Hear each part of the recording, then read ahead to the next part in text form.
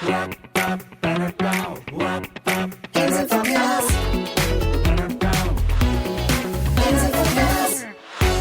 and welcome to Ames in Focus, your source for what's happening in and around the Ames community. I'm Bill Gebhart with Communications and Outreach, and before we get into today's conversation, we've got a couple of local updates to share, both of which might involve getting a little bit of fresh air. Mayor John Hala and the Ames City Council are inviting the community to take part in a family-friendly bike ride this Saturday, May 9th. The 8.5-mile bike ride begins at 9 a.m. in the City Hall parking lot and includes several stops throughout Ames, highlighting park improvements, new amenities, and the future site of a new fire station in West Ames. The bike ride is open to all ages and experience levels with no cost or registration required. So whether you're a regular rider or someone who's just been meaning to dust off the bike in their garage, this is a pretty easy way to get involved. Helmets are encouraged and a very good idea. The city is also kicking off Bike to Work Week with a free commuter breakfast on Monday, May 11th from 7 to 9 a.m. outside of City Hall. Coffee, snacks, and a chance to say you bike to work, even if it's just this once, makes for a solid start to the day. Now, let's turn to today's episode. Today we're talking about something that starts with a simple question many families ask on a nice day. Which park should we go to? Ames has more than 40 parks across the community, but the city is also thinking about the next generation of parks and recreation spaces. One of the projects currently in planning is Ontario Community Park, a new park planned for the west side of Ames that will help serve a growing part of the community. Joining me to talk about that project is Keith Abraham, Director of Ames Parks and Recreation. Keith, welcome back to Ames in Focus. Thanks for having me, Bill. Glad to be back. Absolutely. We like having you here. We like talking about the parks and all that stuff. So before we get into Ontario Community Park, can you remind the listeners a little bit about the role Parks and Recreation plays when it comes to planning future parks and recreation spaces in Ames? I think one of the things, even when you look at our mission statement, we talk about good stewardship. And when it comes to parks, we've got to always look at how are we growing, where are we growing, and what are the needs from the community. One of the things that I have learned over the 32 years that I've been here in Ames is that people in Ames love their parks, and they like the variety of parks. So we want to always continue to find, hey, when we're growing, we want to see where can we add parks, and we also have some standards. We want to try to have a park space in Ames where anybody in Ames can walk to a park or a green space. Doesn't always have to be city-owned. Could be university property or school district property, but they could get to that within a 10-minute walk, which is about a half a mile. So that's what we're always looking at. So one, preserve the green space when we can, and two, provide opportunities for people to get out and enjoy themselves. And then you can also spread the amenities across parks, right? Like the Daily Park Splash Pad that's one place where we have a splash pad, so people can go to that one. Or even Brookside Park with the bike trails that are going through there, as well as the fire engine themed playground and stuff like that. Yes. Yeah, we always try to diversify what we have in the park system. And our community parks, which are larger parks, have a service area about 2 miles. We do put amenities in those parks that service the entire community, such as some of the things that you talked about, ball fields, tennis courts, pickleball courts.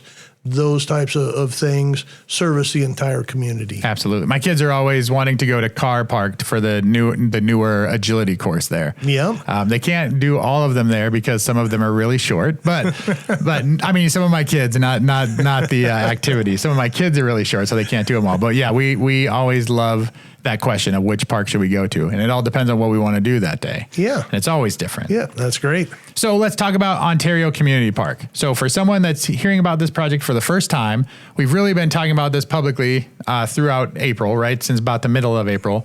So where will this park be located and what is the vision for it? Yeah. So with it, I'll give a little bit of history. So this park has been farmed. Or this land has been farmed for a number of years. And the city actually thought about purchasing this back in about 2013 and had conversations with the property owners, and then that didn't work out. We started again early about 2020, 2021, having conversations, and they had 77 acres. It's on Ontario. Just east of County Line Road, so it's out there. So if you go to Sawyer School on Ontario, keep going west, and it'll be on your south hand or left hand side as you're heading west. So we wound up purchasing 50 acres of it, And with it, as far as the vision, we are looking at it as a community park. So already kind of talked about what the service area and what we try to put in, reservable shelters, off-street parking, permanent restrooms, those kinds of things. But what I've been hearing from people and what we've been getting feedback on is people really wanting for a balance of leaving things as natural as you can, but then adding in some of those amenities that people want. So with that, I think if you're looking at a vision, it's really that balance.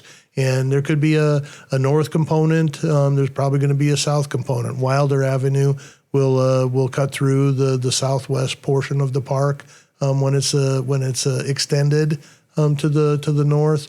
So we'll have to just plan for that, but really it's natural, but have those active recreation spaces as well. And you mentioned it's kind of out west on Ontario, and you said it's kind of out by County Line Road, but that is really where Ames has seeing a lot of growth. I mean, Cyrite is already running out almost right to where the park entrance is, right? Correct. Yeah, Cyrite already goes out there, and for people, when you talk about development. On the south side of the park, Sunset Ridge, that development, that continued to grow north, and that's pretty much developed almost right up to the park boundaries, and then there is some space on the west side of the parkland that a developer has, and most likely will develop that sometime in the near future as well. So it'll be a great thing. I know the neighbors out there are really excited about having the park. I've met with them several times. And one of the things too, Bill, is we already, we have friends of Ada Hayden, we have friends of Roosevelt Park, we're friends of Brookside Park, which are great groups to have. Yeah. I've been meeting with a group of people, and they want to start a Friends of Ontario Park. They've been working on bylaws, and it's been great meeting with them and stuff. So there'll be another good resource to help us manage and develop the park. Absolutely. No, and I think it's great when neighbors or other people that just care about the parks come together to do those sort of things. I know I've worked a lot with the Friends of Ada Hayden and the Friends of Brookside Park, just in doing various activities, usually with you. And I think it's great to have those residents that are there and passionate and care about those parks, especially at this point where we're really trying to build it up into what it's going to be. Yeah. One thing I would maybe mention real quick too, Bill, is right now we're calling it Ontario Park. Ontario Park. But once we get starting with development and do some fundraising and try to identify, funding opportunities, we could this could be a naming opportunity. Okay. It could be the Gebhart family community park. We'll work on it. So, the shelters, could be a naming opportunity. Different things. So there will be a lot of ways that people will be able to help us. They've already been providing input, giving us ideas and so on. Work with a consultant to develop the master plans, but really there's a number of different things, and naming opportunities may be something that somebody's interested in. And so right now we're calling it Ontario Park, mostly because it's on Ontario. Correct. Right. But that could change. It could stay the same, but it could change. Correct. So you did mention that people were giving input. So an important part of planning a new park is making sure it reflects what the residents actually want to see there. So how have we been gathering public feedback for this Ontario Park? Yeah, I think if we talk maybe a little bit broader with this, first off, we went to City Council and asked them if there was anything specific guidance-wise, what they wanted to see with the park. And then what we do is we started having public input sessions and kind of along the same lines, trying to get a consultant hired to help us with that master plan. But through these public input sessions, what we do is we ask questions like, what do you want to see? How do you want to see the park used? What's your vision for the park? And then if with that, then what types of activities do you want to see in the park? And then we ask, all right, now if this is your vision and this is what kinds of activities, now what kinds of amenities need to be placed in the park? And then through that process, we get a lot of different ideas. And once we get all of that information finalized, and we are going to be doing a couple of surveys throughout this process. But at the end, once we get all those amenity options, we'll do a survey, put it out there, and we'll have people tell us, what are your top 10 of this whole list? What are your top 10 things? And then what we do is we do kind of a scoring thing, and then we get that information to our consultant, and the consultant helps us prioritize what we wind up putting into the park. And it's one of those things anonymous. We at times, when we've done this with some of our neighborhood parks, we have had people that are very vocal that say we should have this in the park. And then when we do the anonymous voting, that one thing that somebody was saying really we need to have gets one vote. Right. So it really gives people a voice. They won't necessarily speak up against their neighbors or things, but being anonymous and through surveys and stuff, we will get a lot of information. And then yet we still have to take a look at what makes sense. Right. What makes sense? Because somebody says, or if people say, we need to put 8 tennis courts out there in that park. Well, we already have 10 tennis courts in the park system. They get used a lot for pickleball. We don't have a lot of people coming in and asking for more, tennis courts and so on. So that may be one of those where we have to take a look and say, is that really the best use of the space and the dollars? So we've got to kind of take a look at, trends and fads and kind of decipher between all of that and then, put together a master plan. Once we have a master plan, sometimes what we'll do is we'll do 2 options, and then we'll go out and we'll meet with the public again and say, all right, now, what do you like about option 1? What don't you like about option 1? Same thing for option 2. And then we take all that information. If people really like option 2, we start with that and then try to incorporate, all right, what didn't they like, but what did they like in option 1 that maybe we can incorporate in. Fit in there, yeah. Yeah, and then we eventually wind up getting to a point where we get that final kind of master plan, and we go out one more time and say, all right, here's what we're thinking. What are your thoughts? And then we take that to city council. They'll approve it, and then what we'll do is we have to identify some funding, which we have identified some funding already. In fact, in this year's in the CIP, which starts July 1st of 2026, we did identify in year 1, kind of earmarked about $1.3 million in there for starting to develop Ontario Park. And what we did is we did put some things like a parking lot, shelter, a restroom, bridge, which we already have a $200,000 REAP grant, which is Resource Enhancement and Protection from the Iowa DNR, to put a bridge across the Clear Creek. So we have some funding identified. We just going to wait until we get the master plan, but then we can go ahead and get started on some of those activities. Well, I think that sounds great, bringing in all the public feedback and things like that. It did lead me to 2 questions. The first one is, this obviously isn't the first time or first park that you guys have asked for public feedback on. No, right? Nope. In my time. As director, we've done Roosevelt Park, we've done Tahira and Lobhira Park, we've done some changes to some of our parks. We've got Ontario now. We've done some things with Baker Subdivision with the park. We've done Northridge Heights Park. So we've done a number of different parks with it. And so we have good ways of getting out there and getting that public information. I even remember being a part of even as simple as voting for the playground structure at Bandshell Park, right? I remember being there at different events where people could come and place their vote in the things they wanted to do. Yeah. And what we try to do is if we're going to put any amenity into a park, we had public input sessions when we did the mini pitch up at Lloyd Courts Park. Right. We did public input sessions with the agility course way back with sand volleyball. So we try to, if we know that something might be controversial or it's a change to how people are using the park. We want to get their impact or the input and see what their concerns are. And a lot of times we get some people that say, no, we don't want it for very legitimate reasons. And then we get people that, yes, we do want it for very legitimate reasons. Right. And then we just got to decipher what's the best path forward. And so how do you do that? How do you balance community requests or people that don't want something with the practical considerations? Sometimes sometimes it's easier said than done, right?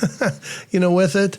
But what we always try to look at is one, do we have that amenity already? So let's take a look at the Miracle Playground and the Miracle Field. Another one of my kids' favorites. Yeah, that was something that we didn't have, but we had people that did not want it up at Innis Grove Park. We had some people that did want it.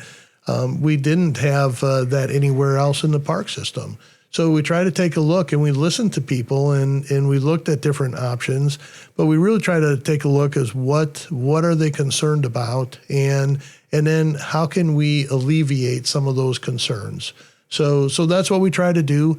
Are we 100% successful? No, there are people that still come away and say, no, it shouldn't have been here, it shouldn't have been there.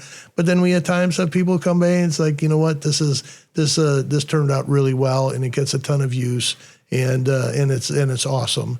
So it's really trying to listen and see how we can alleviate some of those concerns. Okay, so let's talk about the timeline because that's something that people always really want to know. So does Ontario Park, where does it currently stand? What is it? Does it have a timeline? Where are we at with it? Yeah. So there's a number of different things. I talked about the REAP grant we got for the bridge. We did get a $200,000 REAP grant for the acquisition of the parkland. We also did get a $175,000 grant from the Land and Water Conservation Fund. And with that one, there's some criteria. So we're currently doing a phase 1 archaeological study, which should be finished here soon. And once we get that, then we have to open up the park with the grant application or the grant requirements. Probably sometime in the next year or so is what we're going to have to do. So already talked about the capital improvement plan and how we have some money identified there. So it's continue with the public feedback, public input, getting a master plan. Ideally, we'd love to start some construction on some things, which may mean doing some demo on some of the current buildings. But we'd really love to be able to get some of that going before the fall, okay. Which would be great. And then hopefully sometime in 2027 it'd be open, or at least a portion of the park would be open for people. We'd have a parking lot, we'd have a restroom, we'd have a bridge across Clear Creek, and then on the south side, what we may wind up doing is just mowing some paths so people can go over there and walk. But wouldn't be hard surface; they'd just be aggregate paths. And but for right now, that might be good. One thing we're going to do here coming up on Saturday, May 9th, is we're going to do a park walk. So we're going to open up the park and people can park. They may have to park on the street because there's not a parking lot yet. Right, and we'll work through all of that. But when they come in, what we'll do is we'll give them a map, kind of give them an overview, and we'll have some staff out there to be able to answer some of the questions that they may have. What kind of trees are out here, or what are you thinking there? But even with that one, what we're going to do is we're going to give them some questions. What do you think this could be used for? What do you like? What would you like to see here? And then we'll use that as another opportunity, but people will actually be able to go out there and see. We did take the Parks and Recreation Commission on a tour out there. We took City Council on a tour out there, and to tell you the question that we get is like, wow, this is a lot bigger than I thought. And, absolutely. And I think one of our commission members, said it best. It's like very seldom do we get a blank canvas paint our picture. And that's what's really cool about this is there's really, we know there's going to be certain things. Where they're going to be or how many of them, we don't know that. So be able to paint that picture and hopefully we're all standing at the entrance someday saying, this place is awesome. Absolutely. And speaking of just the size, I've been out there flying the drone just for different surveying videos and things like that. And it is huge. Like, I mean, even from the height of the drone and flying over the whole thing, it's not, some of parks I can capture just by elevating to 100 feet and I can see the whole thing. This one I'm having to fly all over. It's definitely a big spot. So for anyone out there that hasn't given their input already, or even if they have, it's this Saturday, right? May 9th, that they can come out and actually walk the park, get a map, give a little more input, but also be able to even visualize what they think might be there. It might help them to give input as well. Yep. From 1 to 3. 1 to 3 is where we're going to have it open for. So come out during any of that time, and we'd love to have you out there, and we'd love to give you more information. And one of the neat things too about this, Bill, is there's another 27 acres just to the west of the 50 that we have that the property owners still have held on to. And we're hoping that sometime in the future that maybe we can work with them, either maybe get it donated or purchase it to make it a 77-acre park instead keep of just growing. 50. Yeah, absolutely. No, I think that sounds great. Well, all right, Keith, as you already know, we like to end our second season with some rapid fire questions. So are you ready for these? Yep. Okay, here's the first one. Are you more do that again. Okay, so here's the first one. Are you more of a picnic in the park type of person or a walk along a trail kind of person? I'm more of a walk along the trail kind of person. You seem kind of active, right? Yeah. I agree with that. I like that answer. So what is one park feature that you always notice if you visit a park in another city? That's a tough one. Yeah, I think it's going to be kind of a broad thing, but it's a uniqueness. I would say it's not always the same thing. It might be a flower garden. It might be a labyrinth. It might be a public art. It might be a facility. It might be a mural. It might be any one of those things. So I think what catches my attention is something that's unique that I haven't seen before. That's usually what I wind up gravitating to. I think I totally get that answer too. Just I have children. I have a lot of children. And when we're at a park, that's what they gravitate is a play structure too that they've never seen before. They're like, "What is that? I'm going to climb all over it." You know, and like it's one of those things. You like that. I think that's a great answer. Okay, and so finally, when Ontario Park eventually opens, what's one thing you hope the families experience when they come to spend a day there? I hope that families with this park and with any of our parks, but I hope that they come and they can experience the outdoors together as a family with friends, whatever it might be. Come out there and really take in what nature has to offer. And I think that sometimes people really miss that. They don't get out there. We drive by parks. We drive by different areas. Stop, take the time. And I tell you, I am so refreshed anytime that I get out into the parks, and especially if I'm doing things with friends and family. So I really hope that that's what they do, and they see the benefit. There are so many things that getting outside helps with, whether it's physically, mentally, spiritually, whatever it is.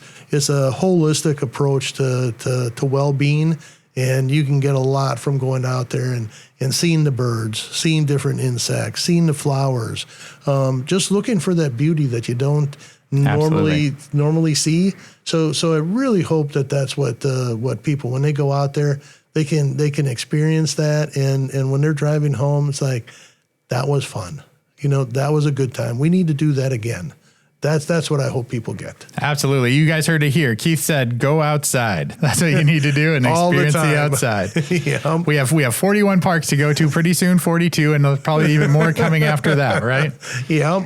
Well, Keith, thank you so much for joining us and giving us an early look at the plans for the Ontario Community Park. It's exciting to think about how project like do it again. It's exciting to think about how projects like this can help shape the future of recreation in Ames. Thanks for having me, Bill. Absolutely.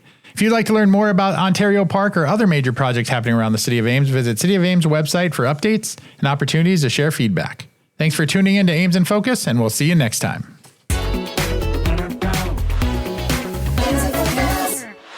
Ames in Focus is a City of Ames podcast.